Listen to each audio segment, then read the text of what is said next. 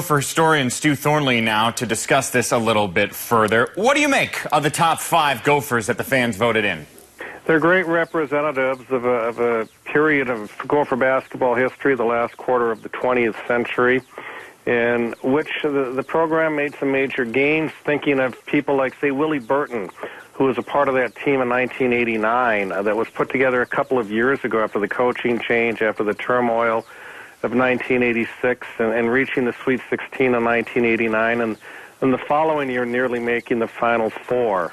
Earlier than that, Kevin Mchale, Michael Thompson, probably the greatest Gopher ever, one of only 3 consensus All-Americans in the history of the team, and Kevin Mchale, who went on to the best pro career ever. And then Bobby Jackson on the team that went to the Final Four in his first year with the Gophers as a junior, and he was the Big Ten most valuable player.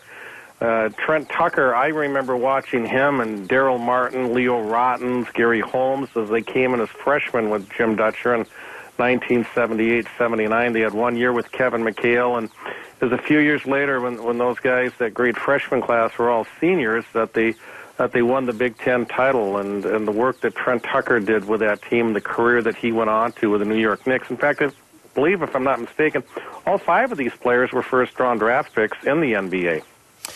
You talked a little bit about Michael Thompson. Elaborate for me on why he'd be the greatest of all time. The career that he had with Minnesota, just the numbers and everything else that he put up. Sometimes I think Thompson gets a little bit forgotten just because of the great Hall of Fame career Kevin Mchale went on to, and Thompson had a very good NBA career himself.